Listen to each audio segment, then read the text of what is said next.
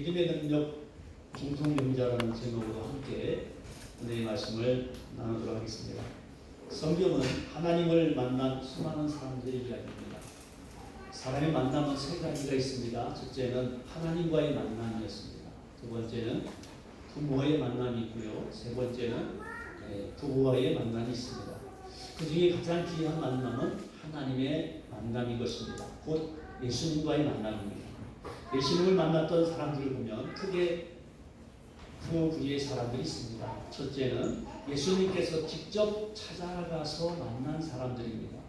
예를 들자면 베드로, 야고보, 요한 등과 같은 예수님의 제자들입니다. 이들은 스스로 예수님을 찾아온 것이 아니라 예수님이 직접 찾아가서 만나주시고 예수님이 제자로 삼으시고 또한 이들은 평생 예수님과 함께 살아갔던 사람들입니다. 두 번째 부류의 사람들은 스스로 예수님 앞에 나온 사람들입니다. 이분들은 자신의 필요에 따라 예수님께 나왔습니다. 그리고 예수님께 나온 사람들을 보면 세 종류로 나눌 수 있습니다. 첫째 부류의 사람들은 오늘 이 본문의 중풍병자 환자와 같이 자신의 필요를 위해서 예수님을 찾아간 사람들입니다. 두 번째 부류의 사람이 있습니다. 구경꾼들입니다. 세 번째 부류의 사람들은 서기관과 같이 예수님의 흠을 잡아 고발하려고 찾아간 사람들입니다. 사랑하는 성도 여러분, 여러분 오늘 교회에 나와 예배를 드리는데 어떤 부류의 사람들입니까? 오늘 본문에 나온 이 침상에 누운 중풍병자처럼 예수님께 나와 인생의 근본 문제의 해결을 받는 여러분 되시기를 주의 이름으로 축복합니다. 그러면 예수님 앞에 나오면 어떤 일이 벌어지겠습니까? 여기 집중하시기 바랍니다. 녹화 중이기 때문에 제가 다른 얘기 할 수 없지만은 말씀에 집중하시기 바랍니다. 할렐루야. 여러분 말씀이 들어야 여러분 은혜가 받고 삽니다.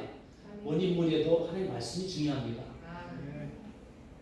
오늘 예수님 앞에 나오면 어떤 일이 일어날까요? 저는 우리 부모님께 성도들에게 이런 일이 벌어지기 원합니다.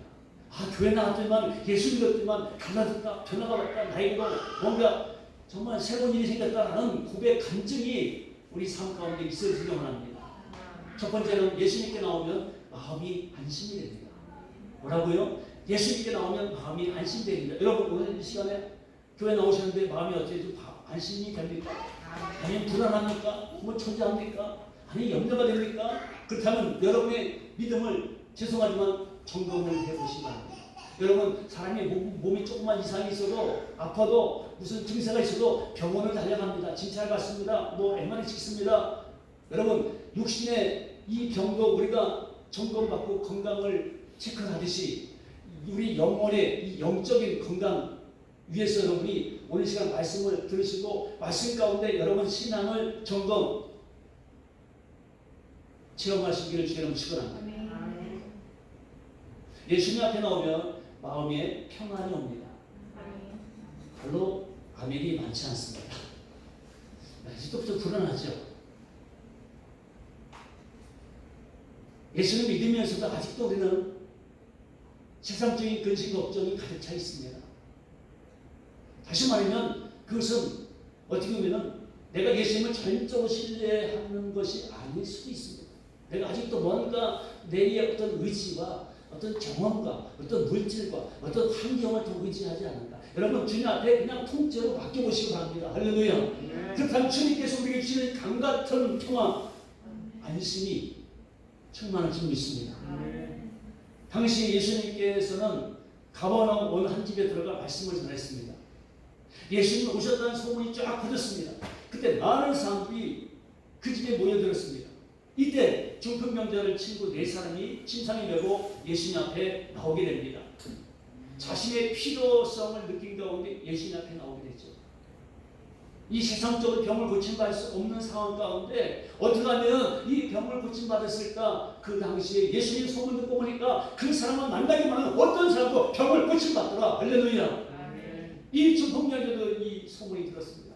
근데 여러분 어떻게 합니까? 이 병자는 너무나 오랫동안 알아있는 가운데 스스로 나올 수가 없는 상황이었죠. 그때 친구 4명이 이 중풍병자를 내고 왔습니다. 그런데 어떤 일이 벌어졌습니까? 너무나 사람들이 많았던 거예요. 사람이 장애물을 만났어요. 인산인해를 입었습니다. 어디 도무지 들어갈 수 없습니다. 그때 이 중풍병자 친구들이 지붕을 올라갔습니다. 그리고 그 지붕을 뜯고 이 중풍병자를 달아내렸습니다. 결국은 예수님께서 이분들을 만나주셨고 놀라운 기적 같은 일이 벌어지게 된 것입니다. 어떻게 여러분 그 당시에 도무지 이걸 상상할 수 없는 발상의 전환이 된 것이죠. 어떻게 보면 무리하고 멀상식할 수도 있습니다. 어떻게 지붕을 뜯어요? 남의 지붕을 허락도 없이. 그리고 거기에다가 예수님 앞에 달아내렵니까? 어떻게 보면 상식도 맞지 않아요. 예의도 어긋날 수 있습니다. 근데 여러분 중요한 게 뭐냐, 이 친구들은 어떻게 하든지 내 친구, 죽어가는 친구를 살려야겠다는 그 마음, 그 믿음, 그것이 중요한 것입니다. 여러분 지금 사람이 죽어가는데 지금 이때 예수님 만나지 않으면 평생 만날 수 없는 상황이 될지도 모르겠는데 그 시간을 어떻게 그냥 지나갈 수 있겠습니까? 어떻게든 내 친구를 살리겠다는 마음을 가지고 그분들은 예의도 벗어날 수 있습니다. 비상식적인 행동일 수 있지만 믿음으로 그 친구를 지붕으로 뜯어가지고 달아내렸습니다. 그때 예수님께서 오늘 분명히 5절에 말씀하셨습니다. 그들의 믿음을 보시고, 따라합시다. 그들의 믿음을 보시고. 예수님은 그들의 믿음을 보셨어요. 그들이 어떤 인격을 본 거 아닙니다. 그들의 환경과 처지와 여건과 성격과 뭐 그런 것을 본 것이 아니에요. 예수님은 그들의 믿음을 보셨다. 할렐루야. 믿음을 보셨어요. 믿음을 보셨습니다. 예수님은 전적으로 신뢰하는 중풍병자의 친구들의 믿음을 보신 거예요. 예수님께만 데려가면 무조건 낫겠다라는 그 믿음을 예수님이 보신 거예요. 여러분 어떻습니까? 여러분 누군가의 주위에 어려움 당한 사람이 있습니까? 지금 질병으로 죽어가는 사람이 있습니까? 어떤 절박한 분들 가운데 고민하고 있는 분이 계십니까? 이 사람은 오늘 죽을까 내일 죽을까 포기할 수 있는 그런 상황의 사람도 있습니까? 여러분 그 사람을 내가 저 사람을 예수님께만 데려가면 우리 교회만 모시고 오면 나으시겠다는 믿음이 있다면 주님이 오늘도 살아계신 하나님께서 역사할 줄 믿습니다. 여러분 우리가 왜 그런 믿음이 없습니까? 초대교회만 나타난 역사라면 성경이 아닙니다. 지금도 똑같이 일어나야 됩니다. 할렐루야. 예수님께서 그들의 믿음을 보셨다고 그랬습니다. 그때 예수님이 그 사람들에게 하신 첫 말씀은 뭘까요? 오늘 성경에 분명히 말씀하고 있습니다. 안심하라.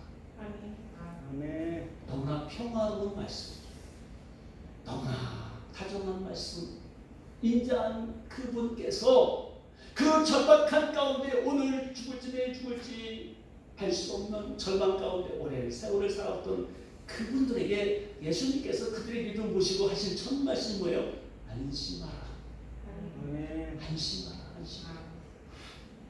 안심하라. 그것이 첫 말씀이었습니다. 작은 자여 내 세상을 받았다. 아멘. 아멘. 거센 군심과 걱정의 이 폭락을 잠재우는 평안의 말씀. 안심하라 작은 자여 내 세상을 받았다. 할렐루야. 그런 염려와 걱정, 두려움, 공포에서 벗어나 평안하게 된 것입니다. 여러분 살다 보면 풍랑을 만날 수도 있습니다. 때로는 물질의 풍랑을 만납니다. 가정의 풍랑을 만납니다. 자녀라는 풍랑을 만납니다. 인간관계의 풍랑을 만날 수 있습니다. 여러분 그때마다 주님이 들으시는 말씀 안심하라라는 말씀을 들을 수 있기를 주의 이름으로 축복합니다. 아멘. 제가 좋아하는 성경 말씀 가운데 요한복음 16장 33절에 이것을 너희에게 이른 것은 너희가 내 안에서 평안을 누리게 하려 합니다. 세상에서 너희가 환난을 당하나 담대하라. 내가 세상을 이기었노라. 아멘. 세상에서 너희가 환난을 당하지만 주님께서 우리에게 평안을 주실 때 우리는 담대할 줄로 믿습니다. 할렐루야. 찬양 같이 드리겠습니다. 주 안에 있는 나에게. 아멘.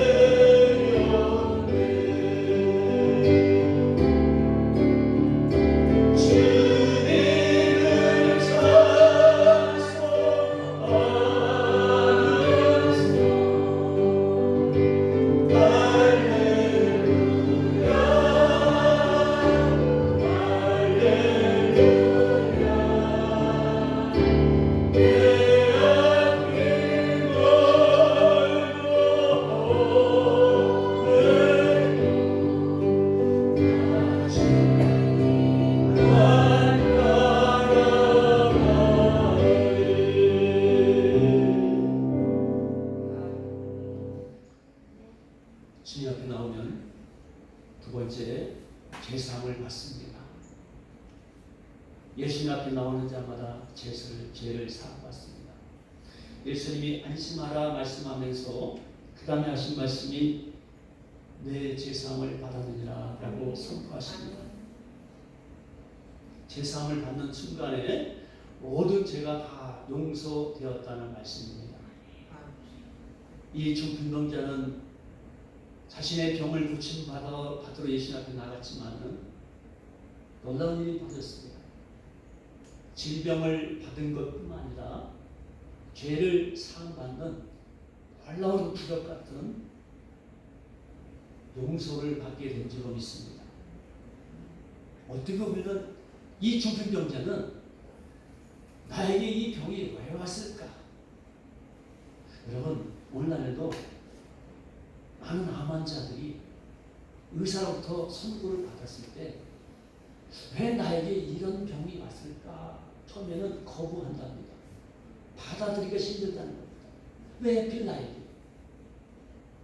혹시 나의 죄 때문일까? 내가 무슨 잘못을 했을까?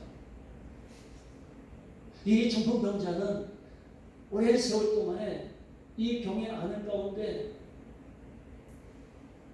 내 죄로 인해서 병이 오지 않았을까? 어떻게 보면 죄책감과 죄의식 속에서 살아갈 수도 있었을 것입니다. 당시에 많은 질병의 사람들이 그런 생각을 했습니다.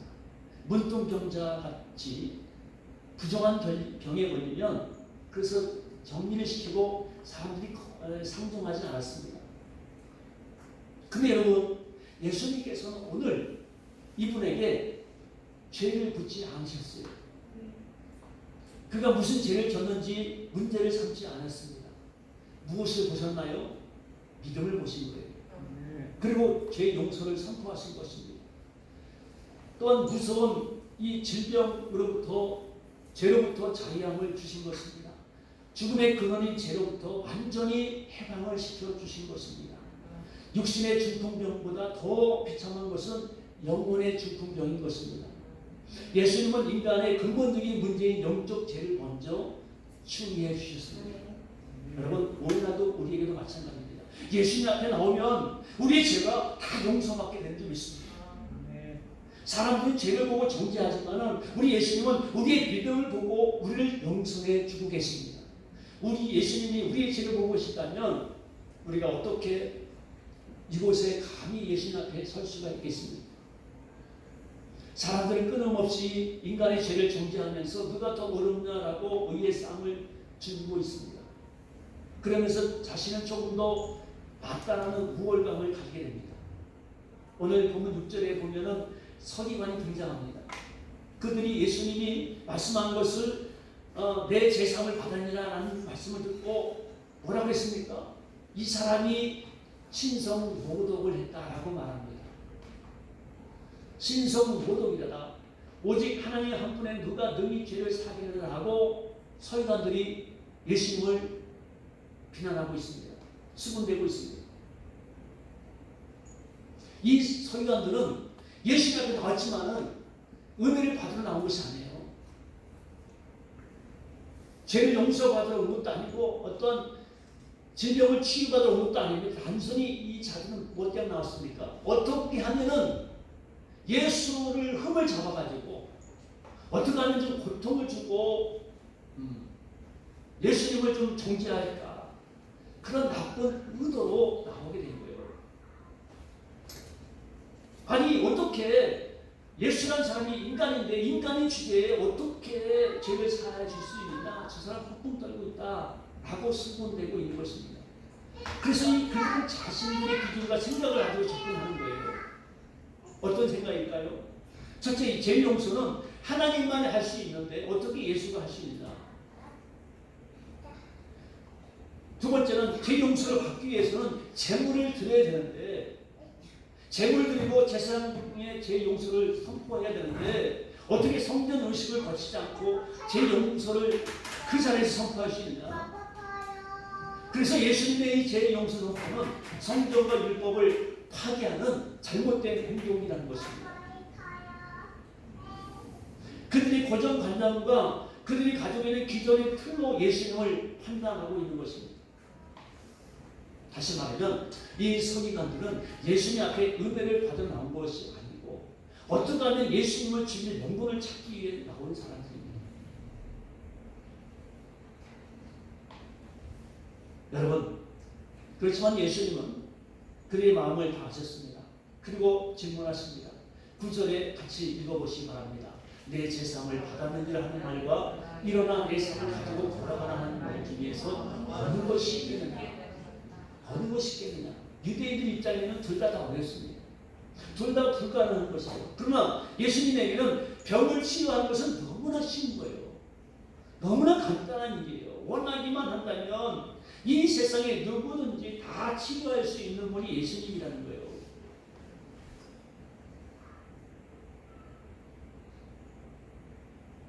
여러분, 예수님이 이런 말씀하신 이유가 무엇입니까? 10절을 다 같이 읽겠습니다. 시작. 인자가 땅에서 죄를 사하는 권세가 있는 줄을 너희도 알게 하려 합니다. 아멘. 예수님은 예수님이 이 땅에 오신 이유를 분명하게 알기를 원하셨습니다. 예수님은 이 땅에 오셔서 수많은 사람의 병을 고쳤습니다. 그렇죠? 그렇지만 예수님이 이 병을 고친 이유가 있습니다. 단순히 병을 고치러 오신 것이 아니에요. 그것은 도구에 불과한 것입니다. 그 병을 고침으로 말미암아 하나님을 믿게 하는 전도의 전략인지 믿습니다. 아멘. 질병 치유 그 자체가 목적이 아닙니다. 사람 조금 고쳐가지고 오래 살기 하는 그것이 아니에요. 그것이 아닙니다.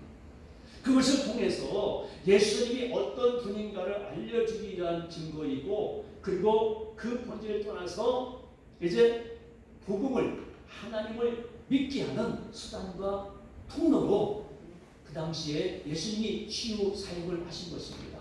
할렐루야! 하나님께서 저와 우리 성도님들을 사랑하여서 독생자 예수 그리스도를 십자가에 못 박으셨고 우리는 그 사실 믿고 회개하면 모든 죄에서 용서를 받을 수 있는 줄 믿습니다. 내 죄 때문에 예수님이 십자가를 지신 것입니다. 할렐루야! 십자가의 사랑으로 우리를 용서해 주신 줄로 믿습니다. 할렐루야! 아멘! 그래서 우리가 찬송을 부릅니다. 밤마다 예수 앞에 나오면 제사함을 받으며 주의 품에 안기어 평안히 쉬리라. 할렐루야! 아멘! 아멘. 가사를 생각하면서 예수 앞에 나오며 예수 앞에 나오며 제사함 받으며 주의 품에 안기어 평안히 쉬리라. 우리 주 안이며 모든 구원 얻으며 영생 복만 걸려와 다시 우리 주 안이며 우리 주 안이며 모든 구원 얻으며 영생 복만 걸려와 다시 받겠네. 확실히 받겠네. 확실히 받겠네. 여러분, 예수님 앞에 나오면 어떤 죄도 사함받고 용서받을 줄 믿습니다. 예수님 앞에 나오면 치유를 받습니다. 할렐루야. 저는 이 부분에 있어서는 늘 자신 있게 여러분들에게 저의 신앙 고백을 말씀드릴 수 있습니다. 저는 추워도 0.001%도 저는 이 부분에 대해서 의심한 적이 단 한 번도 없습니다.